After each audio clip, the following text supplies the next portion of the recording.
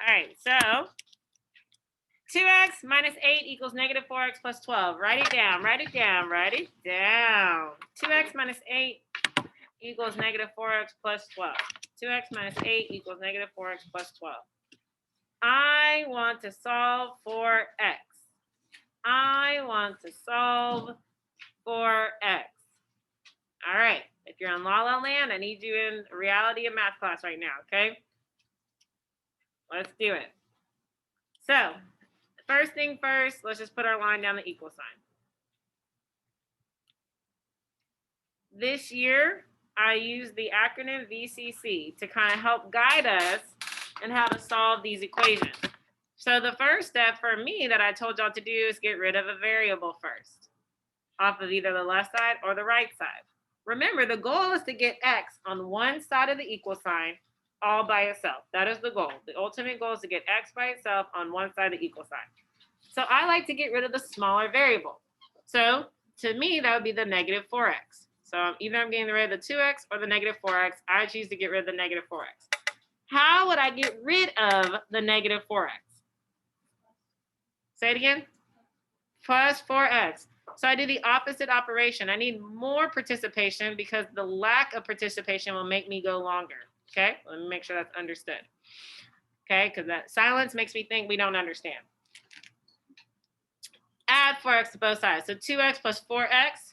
Now, I notice this every single year. I don't know why.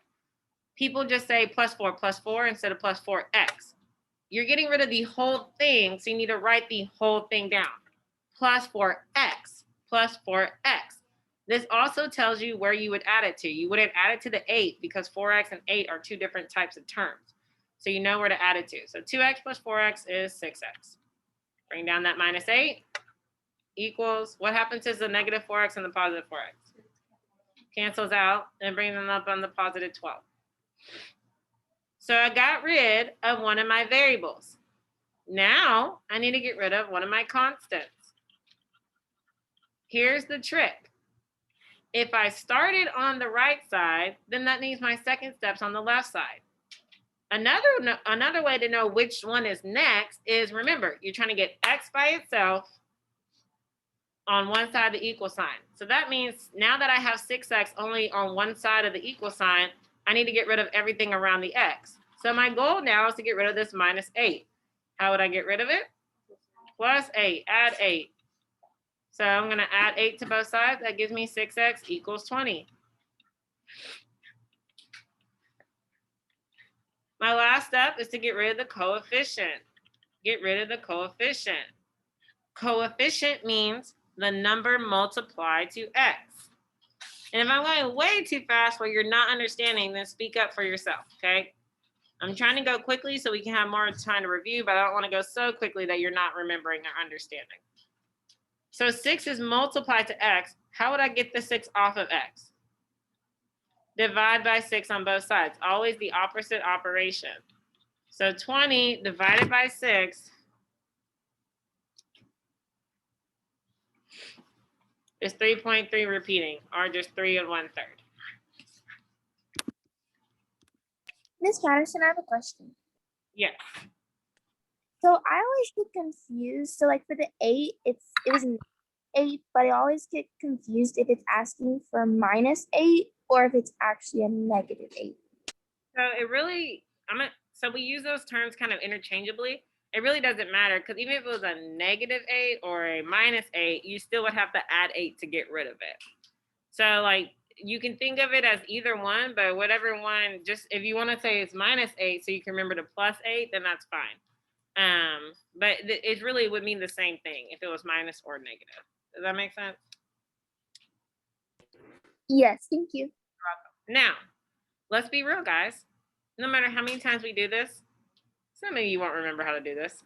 No matter how many times we do it over, and over again. Well, what do you think? What do you think I'm about to show you?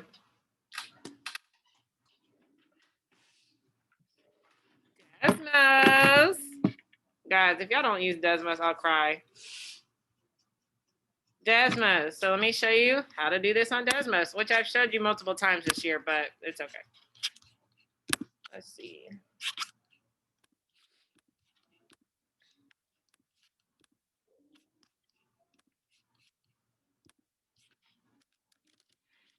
All right, guys, Desmos. All right, guys, Desmos. So the thing was 2x minus 8 equals negative 4x plus 12. Well, on Desmos, I can put that in. I can put the first half of the equation, 2x minus 8. And then on a second strip, I can put the other half of the equation, negative 4x plus 12. What do you think I'm looking for? Where they cross. And bam, here they cross. And look, what's the answer? 3.3, repeating our answer. How long did that take me? 10 seconds. 10 seconds. Guys, use Desmos. Use Desmos, please. I beg you. Okay, to at least check your work. Okay, let's try another one.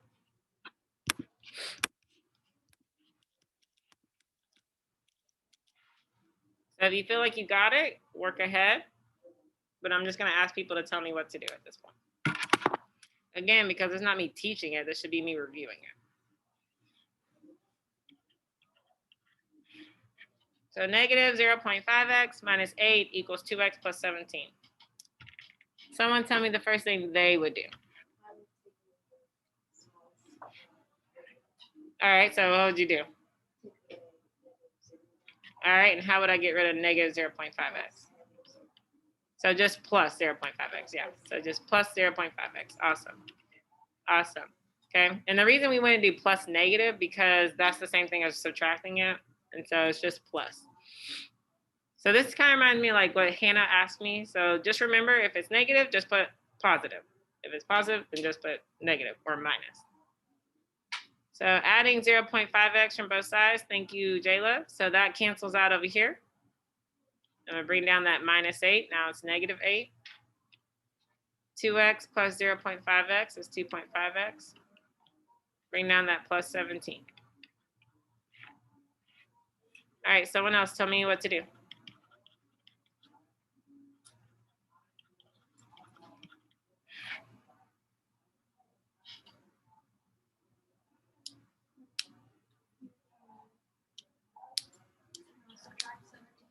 Awesome, I would subtract 17 from both sides because I want to get x by itself, so I need to get rid of all this stuff with x. So I'm gonna subtract 17 from both sides, subtract 17 from both sides. So this is negative 8 minus 17, negative 8 minus 17. No, it would be equivalent to adding if it was negative minus a negative, like, but it's just negative 8 minus 17. That is negative 25. Negative 25? Yes, thank you. Okay, negative 25. So that's negative 25 equals 2.5x. This cancels out. Someone else tell me what to do. Perfect. Divide 2.5 from both sides. Because remember, you're trying to get x by itself. So now I got to get rid of that 2.5. So if I divide both sides by 2.5, I don't know. What was that? 12 point? No. 12.5? Negative 12.5? Negative what? Oh, negative 10, you said? Thank you. Negative 10. Negative 10 equals x. And that'll be my answer. But I'm not done because I'm going to go check my work on Desmos. I'm going to go check my work on Desmos. And everyone's doing that right now.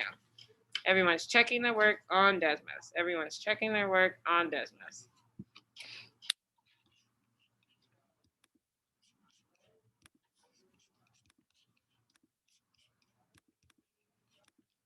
So negative 0.5x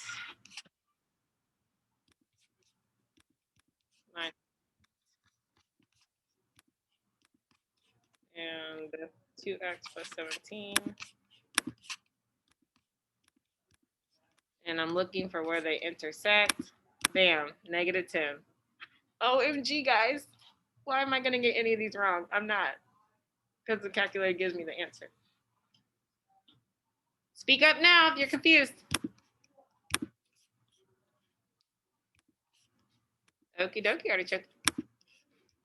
Alrighty.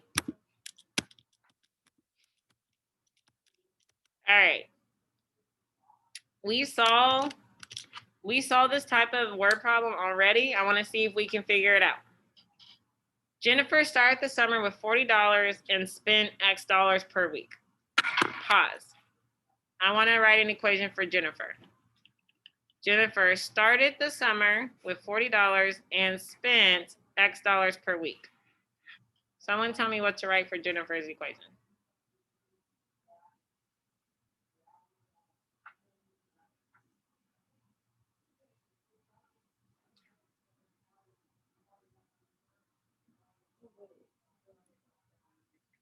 She started with $40 and spent X dollars per week. Or 1X dollars if you would prefer that.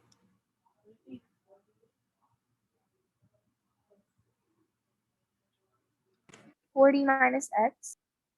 Yes, I can't hear you, Jayla. I'm sorry. Yes, it'd be 40 minus X. 40 minus X. That's it. I started with $40 and I spent minus X dollars. So 40 minus X. Now let's read Jonathan's.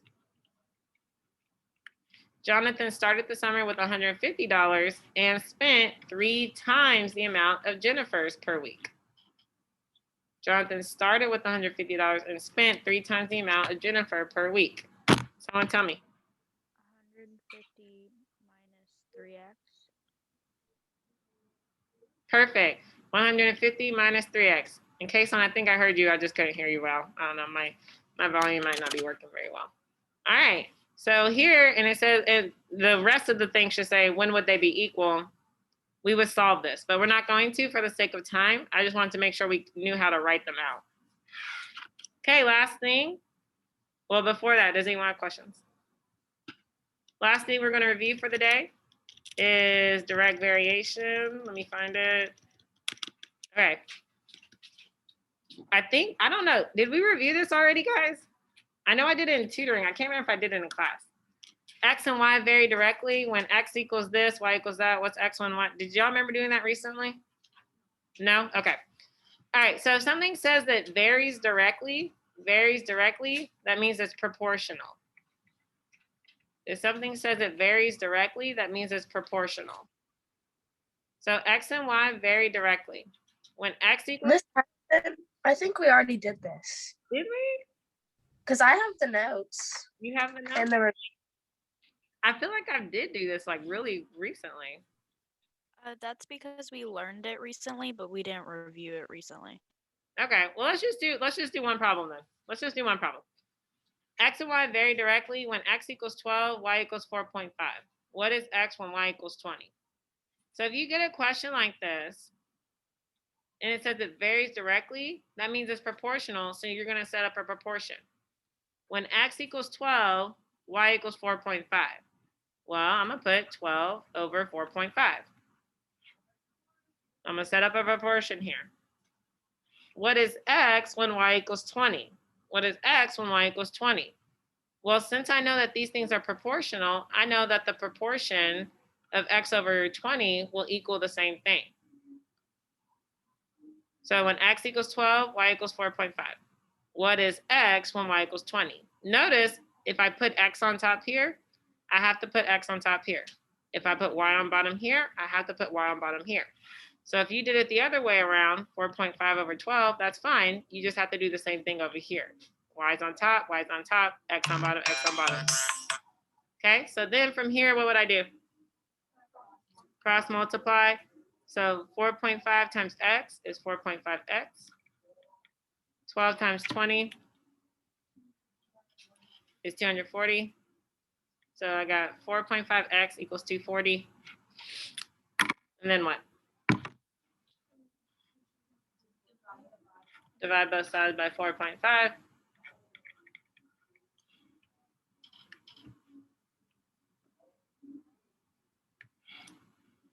$53.3 repeating. Everyone feel good with that? If I just did one example? I really do think we just went over this. I really do believe that. Yeah, I'm pretty sure. I really remember doing this. Really, yeah.